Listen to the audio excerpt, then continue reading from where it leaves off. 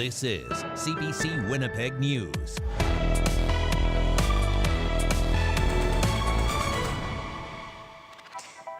Good evening. Thanks for joining us. A group dedicated to helping end homelessness is being accused of helping people set up a riverside encampment. It comes after a Point Douglas resident says he watched outreach workers haul supplies to the waterfront. CBC's Josh Crabb reports. A path along the Red River in North Point Douglas leads to a tent tucked in the trees. Two people inside declined to speak with CBC. It's unclear how long they've been here.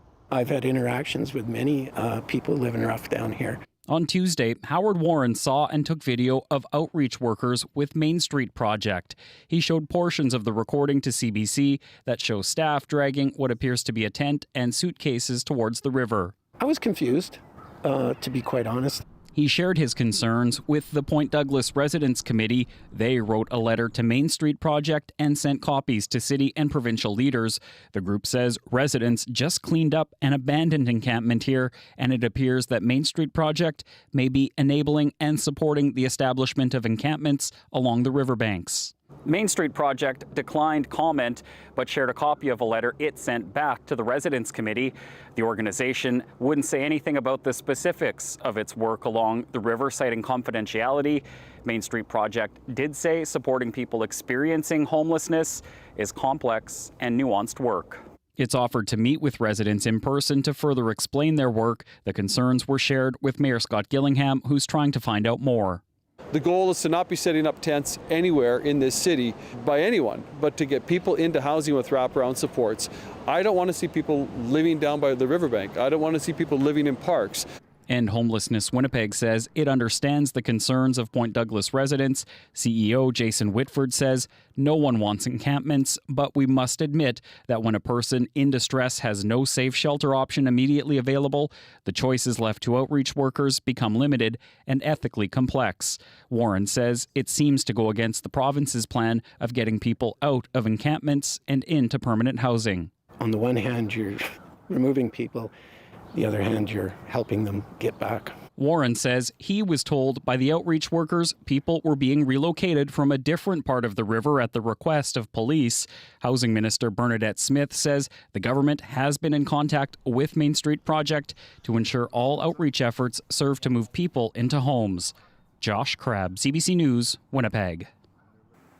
Meantime, the city is looking to hire a group of outreach workers to help with vulnerable people.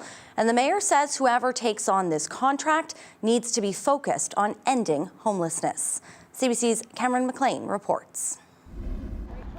Teams of outreach workers funded by the city provide services to people living in encampments 24 hours a day. The city's current contract expires at the end of June, and Mayor Scott Gillingham wants the next one to make something clear. We're going to provide funding only to those organizations who are fully committed to and complying with the Your Way Home strategy. Under the Manitoba government's Your Way Home strategy, the province has begun purchasing housing units, while the city funds outreach groups to connect people living on the streets with supports. Disagreements over how to get people out of camps and into housing have emerged in the past, with some groups focusing on housing first, while others work to support people wherever they are. Well, there may be different philosophies, when it comes to homelessness. We want to make sure that we are funding those agencies that are working in full alliance with and partnership with the province of Manitoba strategy and our strategy as well. The executive director of St. Boniface Streetlinks says they've cleared away 26 encampments in just this year, many of them from places along the east bank of the Red River. But she says she's not sure whether they'll apply for the city's funding. I'm a little disheartened, I'm not going to lie. Willis says she supports the province's goal to end homelessness, but their plan lacks an adequate housing supply and funding supports. None of us really understand the Our Way Home plan. If I'm to take that RFP from the city and I'm to align that with the provincial strategy to end homelessness, I'm not sure what that is. While the province has moved some people out of encampments and into housing, Willis says progress has been slow. I kind of feel like the province and the city are both kind of walking back on the commitment to proactively get people out of encampments. The city's contract would last until 2027 and is budgeted for over $1.3 million. Cameron McLean, CBC News, Winnipeg. Police say a 39-year-old man was killed in the city's Central Park area, and so far they have no suspects. Police were called to Cumberland Avenue near Hargrave Street at 1 this morning. Officers applied chest seals and the man was rushed to hospital but didn't survive. A man who lives in the area says his dog started barking after he heard loud noises around the time of the incident. So I went and opened my window and I looked down, and there was 3 more shots, about 2 minutes after the first 7. And there just seemed to be kind of some chaos out there. He says he wasn't surprised by the sounds, calling the area a hot spot for crime. Police have released no further information on the victim or any possible suspects. Meantime, police say the death of a man whose body was found at a recycling depot yesterday has been deemed not suspicious. Officers were initially called to the GFL Material Recovery Facility in St. Boniface yesterday morning. They say an autopsy found there was no foul play. It's believed the man climbed into the recycling bin seeking shelter.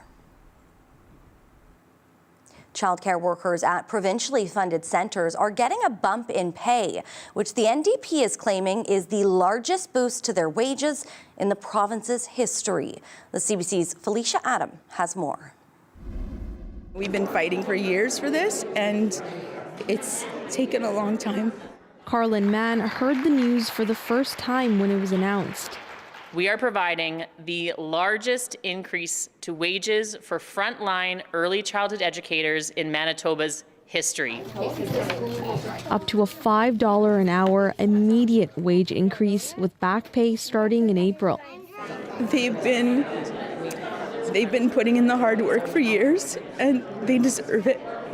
Early childhood educators are trained to work with young children, helping them succeed academically, socially, and emotionally. Mann has been in the profession for 30 years. We do it for the passion of the job, but there's also the other side of it of, like, passion doesn't pay our mortgage. $60 million in provincial and federal funding will go to Manitoba-funded childcare centres to support the wage increase. Jody Keel, the head of the Manitoba Childcare Association, says it's been a long time coming. I think it just really demonstrates the power of advocacy. Advocacy is not an overnight fix, but when you are consistent and passionate and care about it, good things happen.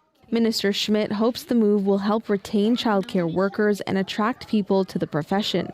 We have centers that we are opening that unfortunately are not able to fill all of their spaces, not because there's not a need, not because there's not a wait list, but it's because they don't have the workers. Tara Mills recently left her profession as an ECE because of low wages. She says this gives more value to workers who were making close to minimum wage. To be seen, to be heard and valued as a professional has been nothing ECEs have really experienced in the entire history of our career. And this is a game changer. For the profession, for children, and their families. Felicia Adam, CBC News, Winnipeg. More than 100 people gathered last night at the intersection where a 2023 crash between a semi and a bus full of seniors left 17 dead near Carberry. They're calling on the province to make the intersection of Highway 1 and 5 safer by building an overpass or widening the median. A Carberry area farmer says he's worried the province will opt to build a restricted crossing U-turn, also known as an R-cut. No, I've already got a plan. Like I live south and to the west, I'm coming back roads. I am not taking a chance on a foggy morning trying to merge across 3 lanes and then have to turn around and do it again on the other side. That's bizarre. An engagement report on the future of the intersection is expected to be released this summer. Let's bring in weather specialist Riley Laychuk now. Riley, it was a pretty nice day outside, although that air quality is a concern in some areas. Yeah, I mean, all said, a pretty decent day in Winnipeg. But yes, we are still under an air quality statement in the city of Winnipeg. Really across the Red River Valley, the southern Interlake, that's because of that fire that continues to burn out of control in Nopaming Provincial Park. As we see the wind shifting around, that's when we get some of those periods of haze through southeastern Manitoba into into the Red River Valley as that wind is out of more of a north to northeasterly flow. 20 degrees in Winnipeg today as forecast this afternoon, 19 in Brandon, 21 in Melita, fairly seasonal for this time of the year. And that is kind of the name of the game as we get into the weekend. Lots of sunshine on the way this weekend as well. And really that is the story for the next 7 days, is just how sunny it's going to be. Not a lot of precipitation in the forecast, unfortunately, for those fires that are burning on the east side of the province. That will lead to probably some hazy conditions as well, for some of us at least, as we get through the weekend. We'll talk about that air quality and some warming temperatures into the 30s even in your long-range forecast when I come back. Thanks, Riley. You're welcome. New boating regulations at Pelican Lake are raising concerns. The new rules ahead of the summer tourism season. More on that straight ahead.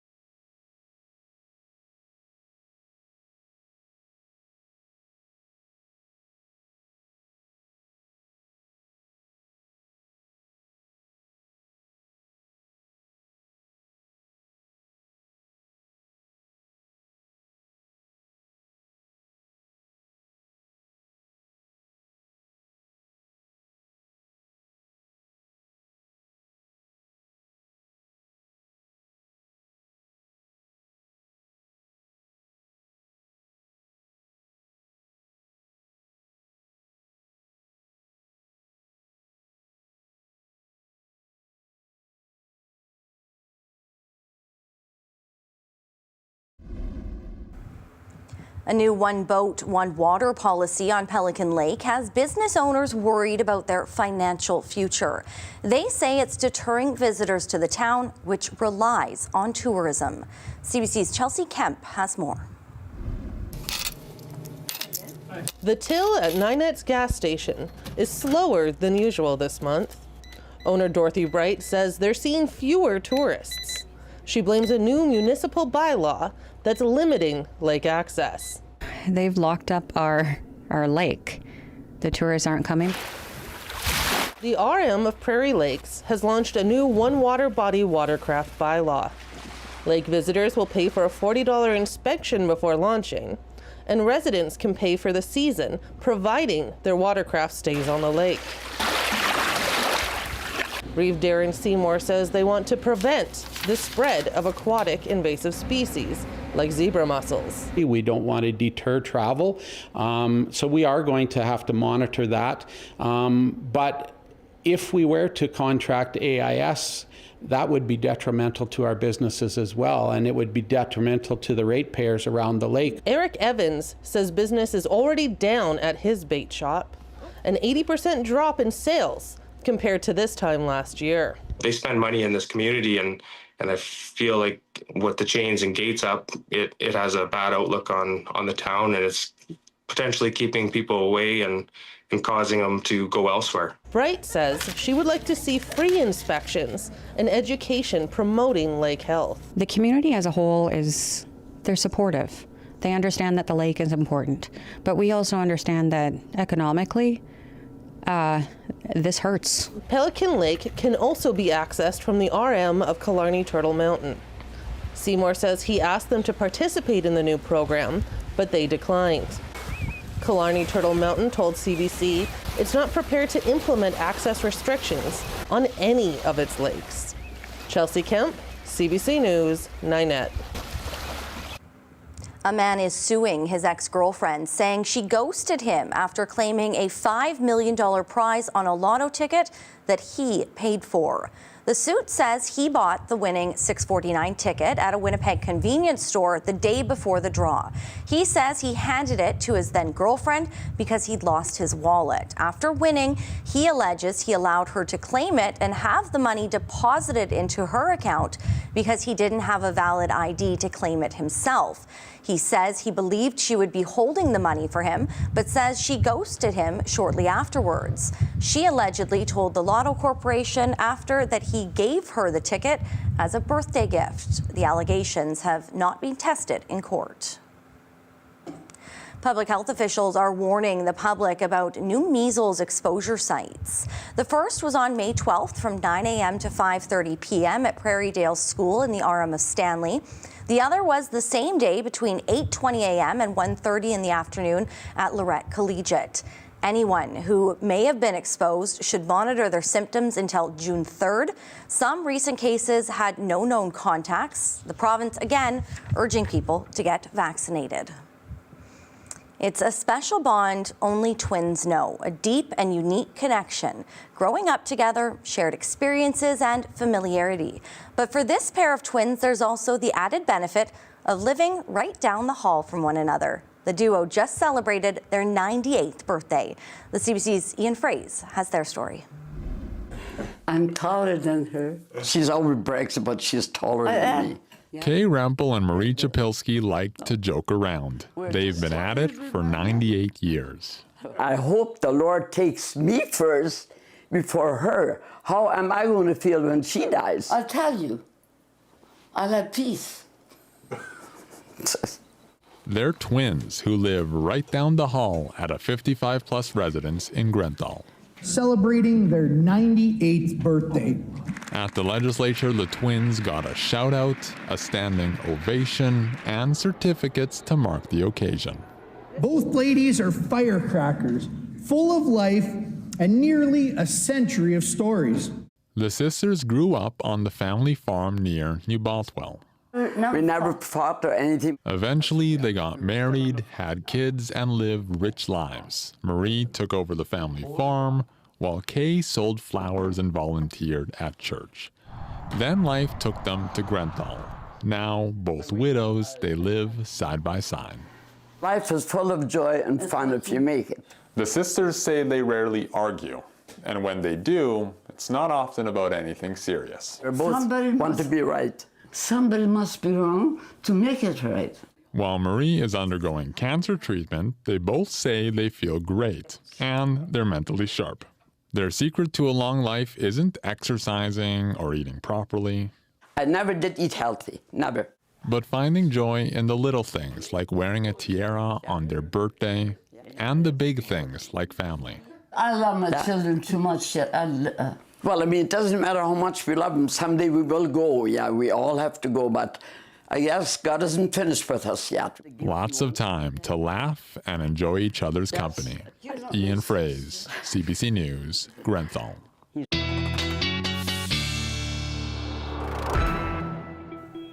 Love it. I know. Couldn't love it more, but I do love that they're also still wearing matching outfits. I noticed that. Gotta love that. Pointing that out.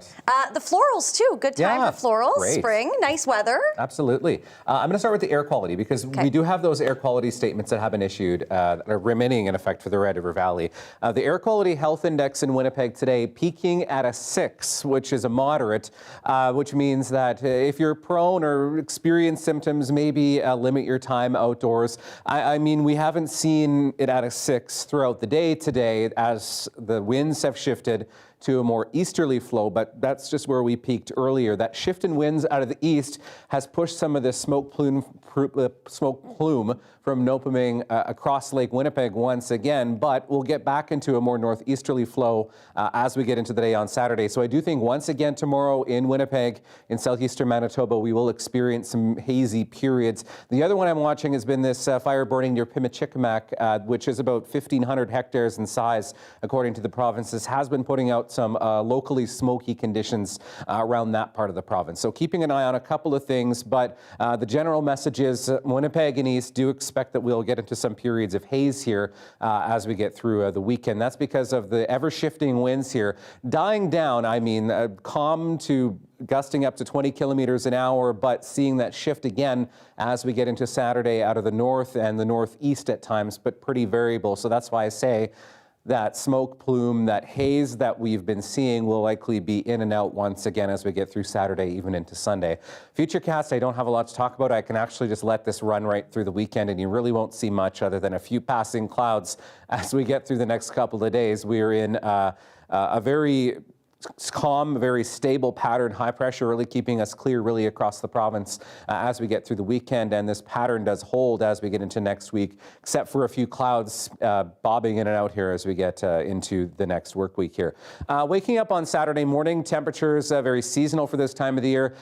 Makes a difference. When the sun comes out early in the morning, we get to an overnight low around 4 or 5 degrees outside the city, jumping up to 10 already by 8 o'clock in the morning. Dauphin, Brandon, Portage, Melita all at 9 first thing, even close to the 10-degree mark through much of northern Manitoba as well. And this is the pattern that we're in as we get into the next few days. So a few clouds for Saturday, 22 degrees. We'll try for 22 again for Sunday. And then Brittany, we climb up from there. 26 is for Monday, Tuesday. 28 for Wednesday, and it gets warmer from that in your 7-day forecast. All right. Thank you, Riley. You're welcome. Well, it's looking like a great weekend for a walk in the park or maybe just a quick nap under the sun. We have more right ahead. Stay with us.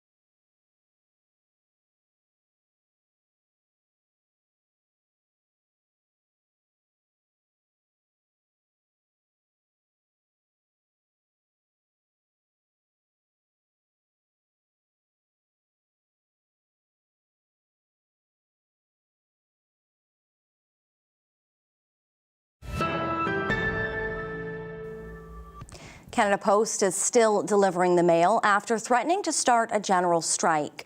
The union is considering an offer, but as Thomas Dagg reports, in the meantime, customers may experience delays.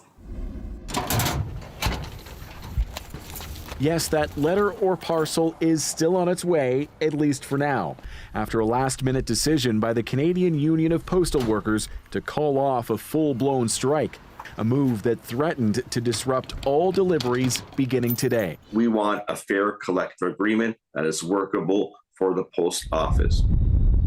The union is now telling its 55,000 members to boycott any overtime, leading Canada Post to warn some deliveries may be arriving late. Their volumes are down considerably. Everything's gone to the competition, or they're holding on to it.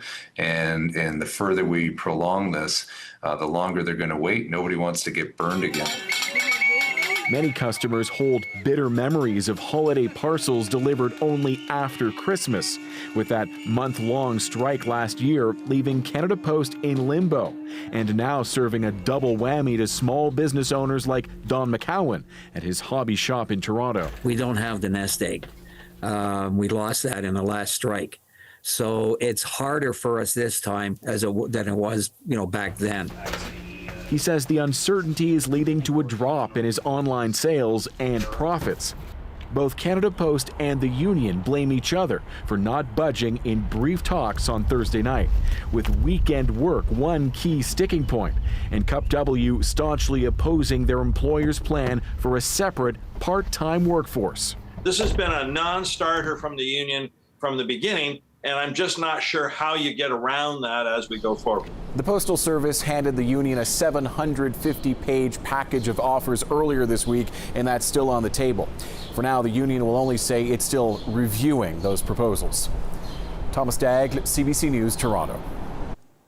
It's been 3 weeks since 2 young children were reported missing in Nova Scotia.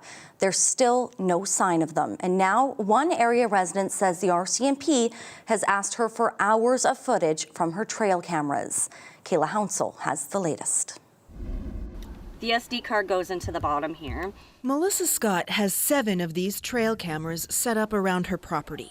This week, she says the RCMP showed up asking for footage dating back 5 days before Lily and Jack Sullivan were reported missing from their home. I did mention to them that I was very happy to see them and glad that they were canvassing a little further and looking at trail cam footage. And they did respond saying that they probably should have been around earlier. The children live in Lansdowne Station, an extremely rural area about 140 kilometers northeast of Halifax. As the crow flies, Scott's property is just over 5 kilometers from there. It's more than an 8-kilometer drive, but the 2 areas are also connected by train tracks. They also asked our vehicles. We wanted to identify all of our vehicles so they could rule out local traffic. The RCMP declined an interview and also refused to answer specific questions about what investigators are looking for on trail camera footage or why they're asking for video dating back 5 days before the kids were reported missing. The force says it isn't providing any further details right now to protect the integrity of its investigation. Police have said they got a 911 call from the children's mother and stepfather on May 2nd. They said 6-year-old Lily and 4-year-old Jack had wandered away from their home. It sparked an extensive search. Obviously, we care deeply. Volunteers are being offered support. A lot of our members have kids of their own, so obviously that makes it more challenging. Scott says she provided hours of video. And I didn't see anything on it, but they're welcome to have it, and maybe they'll see something I didn't. The case is captivating the province with so many questions and so few answers about what may have happened to Lily and Jack. Kayla Hounsell, CBC News, Pictou County, Nova Scotia. A U.S. judge has halted an order from the Trump administration against Harvard. The White House wanted to bar the university from enrolling international students, which could impact more than 7,000 foreign students. Cameron McIntosh reports. America's oldest university, an international symbol of prestige, Harvard will stay that way, at least for now. Winning a restraining order against a Trump administration policy that seeks to bar it from enrolling foreign students, about 1/4 of its student body. it's causing a lot of personal pain and panic to be caught in the crossfire. Thomas Met is one of around 700 Canadian Harvard students. It's really hard to see that this might abruptly be coming to an end because of the Trump administration. The attempted ban on foreign students is an escalation of tensions between Trump and several top U.S. universities. Over curricula, diversity initiatives, Trump has frozen billions in federal grants, pressuring schools to align with his policies. Harvard has been pushing back. Now Trump is pointing to Harvard's handling of pro-Palestinian protests, accusing it of fostering violence and anti-Semitism. Harvard's going to have to change its ways. In a statement, Harvard called the administration's demands and actions unwarranted and unlawful. It's a vendetta using all powers of the government because of a political argument with Harvard. Prime Minister Carney is just one of many world leaders, past and present, to attend Harvard. His daughter Cleo, a current student, is caught up in this, as is the future Queen of Belgium, while the list of elite and influential alumni connected to Harvard spans centuries. Harvard is Harvard. But Marco Avina, a Canadian Harvard PhD student in politics, views this as a warning to others. It's a message, and it's meant to sort of destabilize academia. Like many Trump policies, all of this soon heading to court, with thousands of students' academic careers in the balance. Cameron McIntosh, CBC News, Winnipeg. Meantime, Donald Trump has the European Union in his crosshairs now, threatening 50% tariffs on imports. The CBC's Aaron Collins reports from Washington. In this U.S. president's roller coaster trade war with pretty much everyone on the planet, things seem to be picking up steam again. Donald Trump posting on social media today that he was frustrated with the trade deficit between the U.S. and the EU. The president pushing a familiar fix in that post: tariffs. Trump saying he wanted to see a 50% tariff on the 27-nation trading bloc by June 1st. Of course, this comes as the EU and U.S. are locked in trade relation negotiations. Here is the U.S. Secretary of the Treasury, Scott Bessent, speaking on Fox News today. The president believes that the EU proposals have not been of the same quality that we've seen from our other important trading partners. Well, I'm not going to negotiate on TV, but I would hope that this would light a fire under the EU. This kind of tariff threat starting to become a familiar part of the Trump negotiating strategy, and reaction from Europe has been swift but measured so far, perhaps picking up on the rhythm of a Trump trade negotiation. The Polish trade minister saying that some negotiations are going on behind closed doors, while others are more public, a nod to Trump's social media posts. And he went on to say that Europe has noticed that not all of the U.S. threats on trade necessarily materialize, something policy analysts in the EU have picked up on too. I think there's significant uncertainty on whether they will happen. But one thing is clear: if they happen, it means a major disruption to the transatlantic economy, which is going to be very bad for the US, for US consumers, and very bad for European consumers and European producers in particular. So analysts unsure if these tariff threats will materialize, but certain if they do, it will be damaging to both economies. Aaron Collins, CBC News, Washington. We're following updates from the sexual assault trial of 5 ex-World Junior hockey players in London, Ontario. The Crown has wrapped up questioning a former teammate about what happened that night in 2018. Megan Fitzpatrick has more. The trial of the 5 former World Junior hockey players accused of sexually assaulting a woman in London, Ontario, remains on a bumpy road at the end of this week. Arguments over text messages that the Crown is pushing to be included as evidence have now taken up several days. The trial got off track on Tuesday when Brett Howden began testifying and had trouble recalling certain details about the events in question. Howden testified by video link from Las Vegas, where he plays in the NHL. Howden is not accused of any wrongdoing. He was in the hotel room for a portion of the night where the alleged sexual assaults took place in June of 2018. Howden was called as a witness by the Crown, but his memory gaps have been a stumbling block for their case, especially when it comes to what he can remember about Dylan Dubé allegedly slapping the woman on her behind. Because he wasn't able to testify in the detail Crown lawyer Megan Cunningham was hoping, she's been trying to get the text messages he wrote to teammate Taylor Radish entered as evidence instead. They were written about a week after the events in question and include Howden saying that he's glad he left the hotel room when he did and that when he was leaving, Dylan Dubé was slapping the woman on her behind. These text messages are critical to the Crown's case. But their attempt to get the text messages accepted as evidence failed Friday morning following a ruling from Justice Maria Carosia. Cunningham isn't giving up. She filed yet another application and is trying one last avenue. Court heard arguments on this latest attempt today, and the judge will make a ruling Monday morning. Criminal lawyer Sam Puhala is not connected to the case, but is following it closely. If it's ruled inadmissible, then certainly that's an extra hurdle for the Crown in terms of now that important evidence to them. They wouldn't be pursuing it if it wasn't so important to them. Then it will not be admissible evidence at trial. Meanwhile, Howden did resume his testimony today briefly. He was questioned about things he said to investigators with both London Police and Hockey Canada. When he resumes his testimony on Monday, he'll be under cross-examination by the defense lawyers. Megan Fitzpatrick, CBC News, London, Ontario.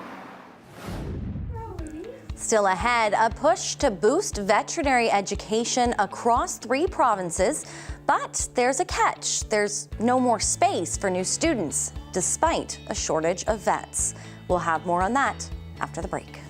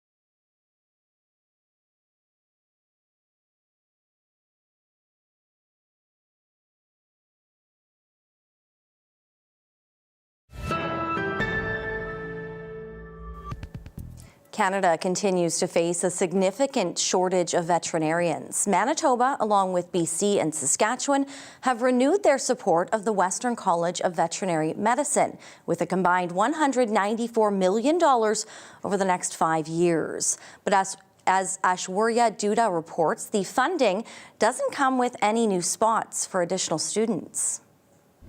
Good girl, Ruby. Inoka Gamaj has been a veterinarian for 20 years, 7 of them in Canada. Most days, she doesn't get time to breathe, working 10 hours or more. It's hard. Sometimes you feel that you feel really down at the end of the day with all the burnout and the workload. Her Saskatoon clinic is fully booked. Walk-ins often turned away. Emergencies, though, still make it through. It's a very difficult situation, but if they walk in with really, really sick animal, we cannot turn them around and say, go away. Saskatchewan, BC, and Manitoba have renewed a multi-million-dollar agreement. It provides $194 million to the Western College of Veterinary Medicine at the U of S over the next 5 years. But it won't add any spaces for new students. We don't have any space. We're full up. We've got 88 spots and we have 88 students and we have a high demand for those seats. That includes 25 seats for Saskatchewan, 20 for Manitoba, and 40 for BC. There are no spots for international students. Gamaj says that's a missed opportunity. She immigrated from Sri Lanka and completed a bridge program in Ontario.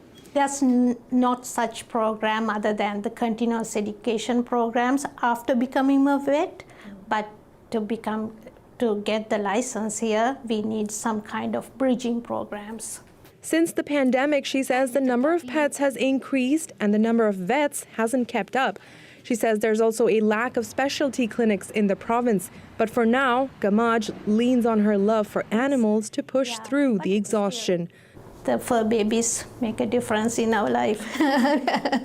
Ashwarya Duda, CBC News, Saskatoon. It's a touchdown for the Winnipeg Blue Bombers and its quarterback. Zach Collaros has agreed to a 1-year contract extension with the Blue and Gold through the 2026 season. The 2-time Grey Cup champ is entering his 6th year with the team. Collaros has led the football club to 5 straight championship games. The first preseason game is against Saskatchewan tomorrow, and Collaros must sit out of the opener due to a suspension. A sign of summer weather, spray pads across the city will begin opening tomorrow. They'll be open from 9:30 in the morning to 8:30 in the evening every day until September. Winnipeggers can check the city's website or call 311 for a full list of locations and opening status.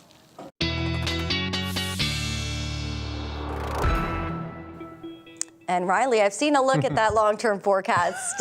They may be getting a bit of a workout at those splash pads pretty soon. Soon. Even in the next 7 days here, with temperatures climbing up close to and exceeding 30 degrees in some cases. So we're looking at some very warm weather. Good to take a little cat nap outside.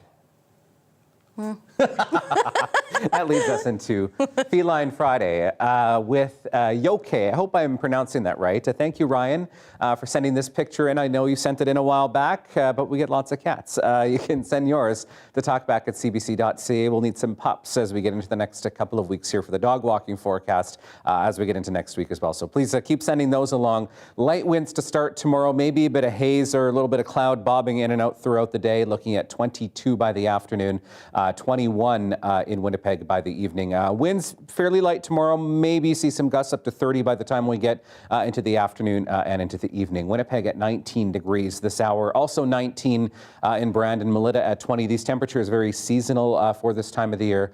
Thompson at 21 at the moment. High pressure has kept us sunny and clear for the most part. A bit of cloud cover into Saskatchewan and some of this into North Dakota, picking up on radar. A few showers down there. Don't expect any of that into Manitoba other than just a little bit of cloud cover. Other than that, we're looking at a pretty clear night tonight. Looking at temperatures around 6 degrees in Winnipeg, 5 in Brandon, Dauphin at 3, mostly clear skies. Red Lake, there is a frost advisory in place. We could see some frost in low-lying areas into parts of northwestern Ontario as we get into the overnight hours, into the morning as we get into Saturday. The Pas, OCN, 4 degrees, 1 in Grand Rapids, 4 Norway House, and still looking at a couple of minus temperatures there on the map. 14 in Churchill tomorrow afternoon, mix of sun and clouds, maybe a bit more cloud around the Hudson Bay coast as we get through the afternoon. But other than that, we're looking at temperatures above seasonal for this time of the year through the north, and winds also fairly light once again, so a pretty pleasant day as we get through your Saturday.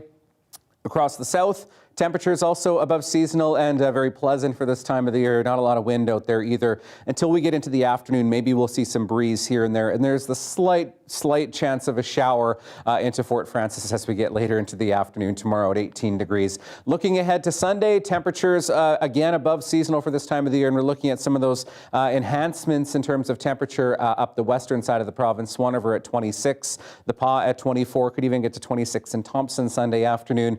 Here in the south, 23s and 24s, a bright sunny sky, and that trend continues in your 7-day forecast with some warmer temperatures than these coming up. All right, thanks, Riley. Welcome. Well, it's been over 2 decades since Broken Head Ojibwe Nation had a buffalo herd. But this calving season, the community is welcoming some new hooved neighbors. So far, 11 healthy calves have been born in the community, with more on the way. The arrival of the buffalo has brought excitement to the First Nation, and many members are reflecting on the last time the animals were in the community.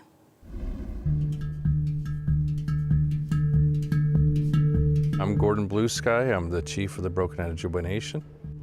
It's about a year and a half ago, I'd say roughly a couple summers ago, we had a meeting at the Assembly of First Nations, but it was in Ottawa where I had a meeting with Chief Neepanak, and he had introduced me to Chief Linnacoos from Zagame First Nation. And at that time, Chief Akoos was looking for a First Nation to partner on in regards to having the Buffalo Treaty, and her responsibility under the Buffalo Treaty was to transfer a new herd to another First Nation. And at that time, we were just having conversations around the council table about bringing buffalo back. And again, I just feel like the timing was perfect. My name is Alan Huckluck. I'm also known as Sam, and I'm one of the band counselors here within the community. With this opportunity, like we say, we were fortunate or whatever to get these particular animals that we have. We had 20 cows and 2 bulls, no calves. Cows came pregnant, and it was within the form of a buffalo treaty. So these were gifted to us to look after, and we're going to pass it forward in a few years, whatever, to another community to start off. This was really exciting, whatever, for myself, because number one, I was part of it, whatever, back in the 90s, and seeing it coming back was, I think, giving us a second opportunity, a real big opportunity to have the bison here within the community. You know, as you can see along the line here, where we're standing, you can see the remnants of our old herd. And at that time, you know, again, you know, we introduced the buffalo mid-late 90s to the community. And at that time, the community had they really liked having the buffalo and the bison here in the community. And so that was one of the things that I always noticed when I came back home in '95. I remember when the buffalo came here, and I missed them as much as everyone else did. It was like, we miss having our buffalo here. Herd was dispersed. We had issues with regards to, I guess, looking after the herd at that time. So this is a great opportunity to do it the second time. My name is Jeremy Chartrand-Casius, and I'm a ranch manager, and I do everything here. It's beautiful, honestly, just to watch them because, well, they're babies, you know. I've personally never seen baby bison before. I haven't even really seen them too much when we did have them. Just watching them interact with each other too, it's interesting. As soon as they drop from the mother, they can actually stand up, and they can pretty well run right from birth. So they're born pretty strong. The first thing they do is, of course, they get their milk and just follow their mothers around pretty much. We can bring children down here to understand and get the teachings of buffalo firsthand. It's really good just to watch and to learn from the buffalo itself. And, you know, of course, these buffalo are just going to grow.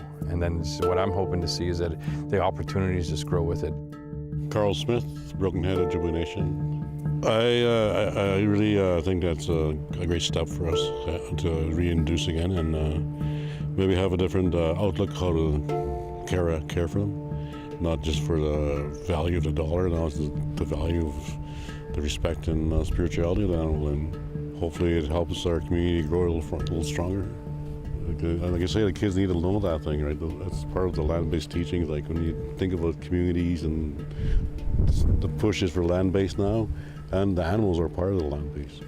Just for the food and supporting us, but it's there for the spiritual connection between the creator and all things, right? Still ahead, it's not easy being green or graduating from college and entering the real world. The words of Kermit the Frog ahead in our daily lift. Plus, Riley's back with a last check on our forecast.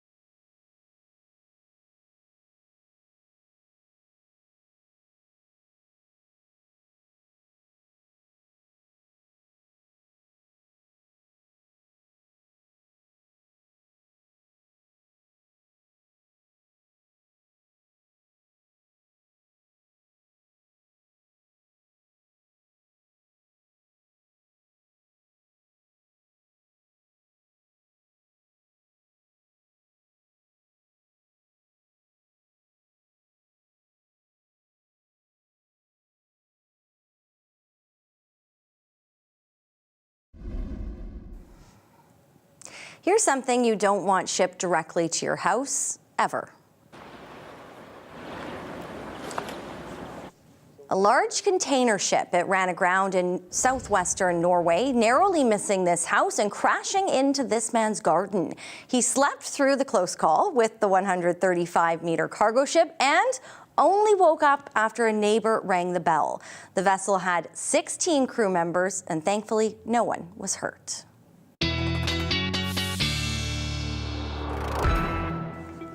Okay, that's a little bit of a close call. We're looking at a mainly sunny sky again tomorrow in Winnipeg. Maybe some haze in there. Temperature around 22 degrees. Winds start light, but we'll see maybe a few gusts by the time we get late into the evening, and that sunset nice and late at 9:19 in the evening. 22 will rinse and repeat for Sunday, and then temperatures go up from there. You'll notice our overnight lows also on an upward climb here into the double digits even as we get toward the end of next week. Looking at temperatures around 28 degrees on Wednesday. Let's try for 30 on Thursday and 31 degrees under a mainly sunny sky for Friday as well. Wow. Yeah, we are entering grad season, whether it's kindergarten, high school, or university. You probably remember getting some good advice as you cross the stage. Well, university students in Maryland were ushered into the real world with words from a well-known amphibian. Here's your Daily Lift.